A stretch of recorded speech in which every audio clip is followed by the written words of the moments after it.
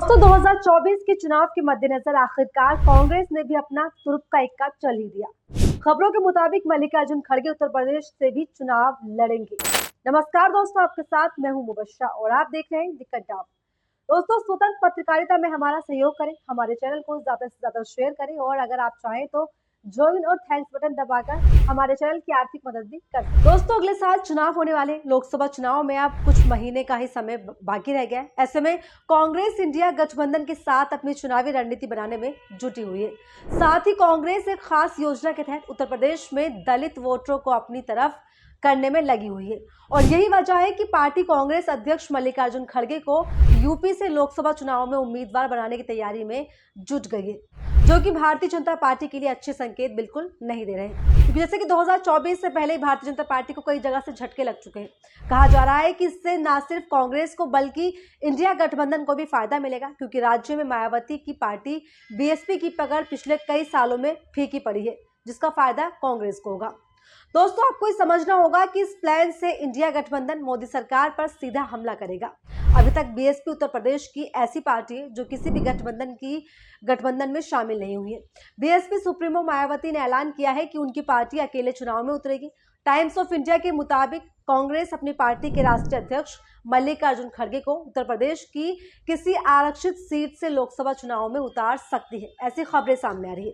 इससे दलित वोटों पर पकड़ बनाने में पार्टी को मदद मिलेगी और 2024 के लिए कहीं ना कहीं तैयारी और मजबूत होगी और कहीं ना कहीं ये कदम भाजपा की नींव को भी हिलाकर रख देगा। दोस्तों, इस खबर को कई अखबारों ने तरजीह दी है, छापा है। एबीपी न्यूज ने लिखा है, क्या यूपी के इस सीट से लोकसभा चुनाव लड़ सकते हैं मल्लिकार्जुन खड़गे? वोटरों को लुभाने के लिए कांग्रेस का बड़ा मूव, इस तरह से एबीपी न्यूज ने बताया। खबरें सामने आ रही है कि कांग्रेस अध्यक्ष मल्लिकार्जुन खड़गे उत्तर प्रदेश की इटावा और बाराबंकी से लोकसभा चुनाव लड़ सकते हैं, जो कि राज्य की आरक्षित सीटों में से आती हैं और इटावा लोकसभा निर्वाचन क्षेत्र में समाजवादी पार्टी की मजबूत पकड़ मानी जाती है। पार्टी को 1999, 2004, 2009 में इस पार्टी से जीत मिली थी। हालांकि पिछले 2 आम चुनावों में भी बीजेपी को यहां से जीत मिलती आई है। वहीं कांग्रेस ने इस सीट पर आखिरी बार 1984 के लोकसभा चुनाव में जीत दर्ज की थी। उसके बाद से भाजपा ही जीतती आई या बीएसपी। बात करें बाराबंकी की, तो इस लोकसभा सीट से कांग्रेस को 1984 के बाद 2009 के चुनाव में जीत मिली थी, जो कि आखिरी थी। इसके बाद कांग्रेस की पकड़ यहां कमजोर होती चली गई और इस सीट पर भी पिछले 2 चुनावों में बीजेपी ही कब्जा करती आ रही है और बीजेपी की ही जीत यहां पर सामने आई है। जबकि बीएसपी के उम्मीदवार को पिछले चुनाव में करीब 16% वोट मिले थे, यानी कि वो भी कमजोर कहीं ना कहीं पड़ती देखिए। तो ऐसे में इन दोनों सीट से मल्लिकार्जुन खड़गे को उतारना पार्टी के लिए फायदेमंद साबित हो सकता है। अगर सपा इस पर अपनी रजामंदी देती है तो एक अच्छा समीकरण बन सकता है, जो विपक्षी गठबंधन इंडिया के पक्ष में जाएगा। और ऐसे में कहा जा रहा है कि खड़गे अपनी परंपरागत सीट समेत इन 2 सीटों से किसी एक पर चुनाव लड़ सकते हैं।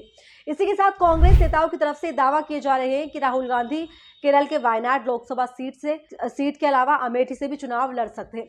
हालांकि बीच में ऐसी खबरें सामने आई थी कि प्रियंका गांधी वाड्रा को इस लोकसभा सीट से उतारा जाएगा, चर्चा हुई थी। लेकिन अब खबरें सामने ये आ रही है कि प्रियंका गांधी को यूपी के प्रयागराज, फूलपुर या फिर वाराणसी से चुनावी मैदान में उतारा जा सकता है, ऐसी खबरें सामने आई।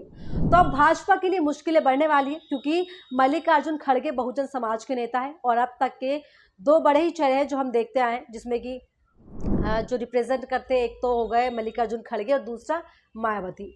दोस्तों, इस बात में कोई भी दो राय नहीं है कि मायावती की बीएसपी की एक ऐसी पार्टी है जो कांग्रेस के बाद सबसे ज्यादा राज्यों में थोड़ा या ज्यादा जनाधार रखती है। भले ही उस सूबे से लोकसभा सीटों पर हो या ना हो, लेकिन उसका एक नेतृत्व है। जनाधार के मामले में बीएसपी का दायरा उत्तर प्रदेश समेत कई राज्यों में फैला हुआ है। मायावती का यह मजबूत पक्ष है, जिसके बगैर विपक्षी गठबंधन की धार कमजोर होती हुई दिख रही है।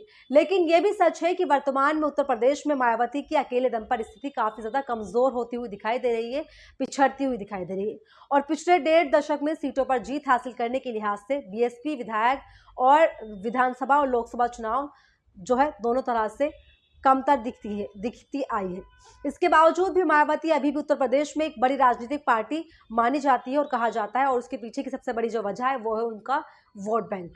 क्योंकि अब भी मायावती पूरे देश में अनुसूचित जाति यानी कि दलित की बड़ी मसीहा, बड़ी नेता मानी जाती है और उनका एक बड़ा दायरा भी है।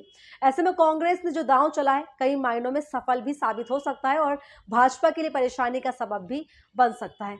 तो आप इस मुद्दे पर क्या सोचते हैं, कमेंट सेक्शन में जरूर बताएं और ऐसी तमाम वीडियोस के लिए बने रहिए मेरे साथ। दिक्कत